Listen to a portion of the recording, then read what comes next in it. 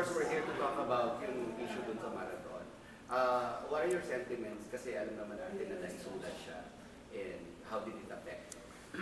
Nakakalungkot po na may mga ganitong klaseng tao na nagpapakalat po ng mga fake news. Kasi hindi lang po kami apektado, pati yung pamilya namin, mga mahal namin sa buhay.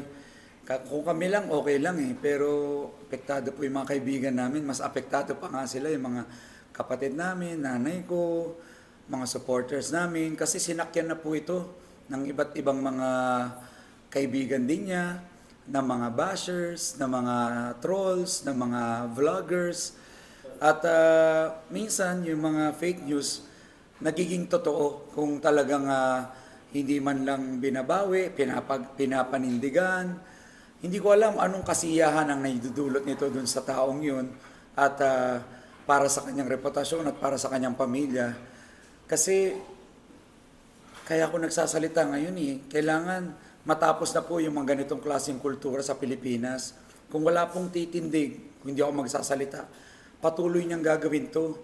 Abogado pa naman siya, tapos ginagamit niya yung influensya niya, yung talino niya, yung pagiging journalist niya sa pagpapakalat ng mga ganitong klaseng balita na hindi man lang vinalidate mula sa New York, hindi man lang chinek hindi man lang nag-research kumbaga.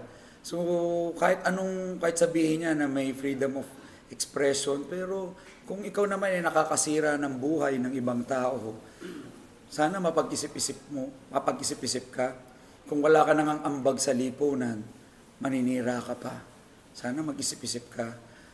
We went to New York not to compete. We went there to raise funds for Smile Train and Smile Train Philippines. I've been helping Smile Train for how many years now, from Miss Universe partnership pa namin to my London Marathon last year.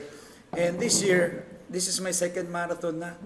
Alam niyo po, galing ako sa hirap Sanay ako sa hirap. Hindi na para dayain ko yung pagtakbo. Sanay akong paghirapan yung mga goals ko. Ito, pagtakbo lang. Actually, in-enjoy lang namin ni Rian to Nag-enjoy kami kasi para lang kaming namasyal. Nakita nyo naman sa pinost kong video. Buti na lang, may dala po akong camera to document my whole marathon journey.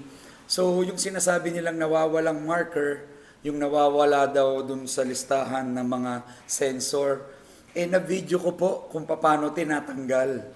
Sir, so meron pala kayong mga pruweba to refute her claim? Yes. Yung pinakauna po dun is my whole video na in-upload ko sa YouTube at sa Facebook page ko, Sam SB Versosa. Nandun po yun. From start to finish. Kasi tumakbo kami pinaka last batch, wave 5 po kami. 11:30 nagsimula yung batch namin. Kami pinakahuling tumakbo. Actually, kami pa ngayon nasa likod ng pinakahuling batch. Nasa huling batch kami kasi we are running under charity.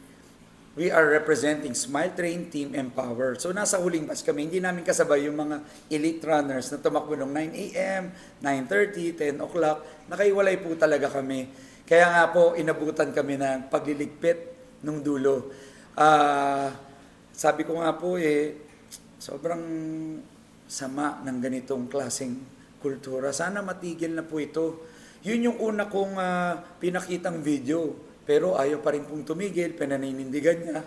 So sumulat po kami sa New York Marathon organizers at agad po silang nag-reply sa amin na sinabi nila na pasensya na dahil naglikpit na kami ng markers na mile 20 kasi daw kailangan nilang i-reopen yung road na yon. So, malinaw na sinabi nila na tinanggal nila at binuksan yung road na yon. Pero, nanatili po yung markers na afternoon hanggang matapos, which is meron kami at nasa video nga. So, yun yung pangalawa. Pangatlo po, marami kaming kasama. Marami ring runners na kabatch namin na nawawala rin yung mile 20 marker. Sabi ko nga po, sa dinami-dami ng tumakbo, ba't naman kami yung pinag-iinitan ng pagtakbo namin? I think she owes the public an apology. Yung mga supporters niya na naniniwala sa kanya. Yung pinagtatrabahuan po niyang dyaryo or media. Especially po yung team namin, Smile Train Team Empower na nire-represent namin. nire-represent namin yung mga kabataang may cleft palate and cleft lip na pino-operahan araw-araw. Hindi lang sa Pilipinas pero sa buong mundo. Nag-raise kami ng funds para sa kanila para marami tayong matulungan. Sisirain mo. Para saan? Para sa konting kasikatan mo. Sana mag-isip ka na lang, mag-ambag ka na lang, tumulong ka na lang sa kanila.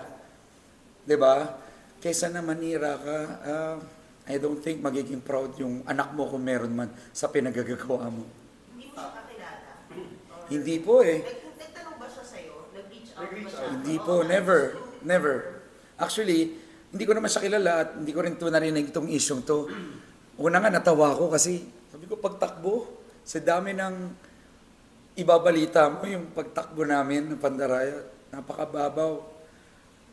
Kaso, kala ko mababaw. Kaso sinakyan na ng mga kalaban natin, ng mga bashers. Kaya minsan, kumakalat na. Kaya nga sana matigil na itong kultura ng pagkakalat ng fake news. Kaya ako nagpapa-interview ngayon kasi kung walang maninindigan, patuloy niyang gagawin yan. Masama yan. Hanggang kailan yung public deadline ng public apology? Wala naman ako sineset na deadline. It's not for me to tell her what to do. Nasa sa kanya na po yan kung gusto niya mag-public apology or hindi. Kung hindi, ano what will happen? Siguro yung mga lawyers na po namin ang bahala dyan kasi kami po concentrated sa pagtulong at mga kawang-gawa na ginagawa namin araw-araw. Ayoko na nga sanang patulan to eh. Filing a case versus her. Tingnan natin, magkukonsult po ako sa mga abogado natin and let's see what happens. May mga warrant na raw po yan sa Cebu. Narinig ko po, may mga tumawag sa akin, mga kapwa-abogado niya na yun nga, may reputasyon daw to ng paninira at pagkakalat ng fake news. Yun nga, may tumawag, may warrant of arrest na daw yan sa libel at marami ng disbarment cases. So, kinu-call out natin siya ngayon para sana magbago ka na. Masama ang fake news. Hindi magiging proud kung may anak ka man, hindi magiging proud sa'yo na isa ka sa mga pakana ng mga fake news at kasamaan. Sana matigil na po yan. Gumawa na lang tayo na mabuti, tumulong ka na lang. Ano ba naman yung pagtakbo namin? Huwag mo nang pag-initan yan. We're running for a cause. We're not there to compete. May nagsabi na part din siya ng running community. So let's spread positivity and not toxic behavior, toxic culture sa Pilipinas. Nag-aral ka pa naman, pero yung mga tao at mga kabataan, sana wag kang tularan. Ayaw mo muna i-mention yung name? Actually, totoo lang, ang naalala ko lang name niya, yung Star eh. Pero hindi ko nga alam yung apelido niya. At hindi ko na balak alamin pa. Tingin mo politically motivated? Siguro po. Kasi abogado siya eh. Ang mga abogado may kliyente. I wonder kung sinong kliyente nito sa Maynila na papabor sa pagkasira ko. So, yun ang tanong natin sa kanya. Sinong kliyente mo? Anong motive mo? Anong narrative ng buong kwento na to para sirain yung pangalan ko, sirain yung pangalan ni Rian? Kasi binild namin to for how many years? May programa ako sa telebisyon na tumutulong sa mga tao, nagbibigay ng pag-asa, nagbibigay ng tulong at bumabago ng buhay. Bakit mo to gustong sirain? Para saan? Sino ang makikinabang na kliyente mo sa Maynila para dito? Yun sana ang tanong para sa kanya at sana sagutin mo. 'Di ba? At kung ano magpapaligaya sa iyo para manira ng tao.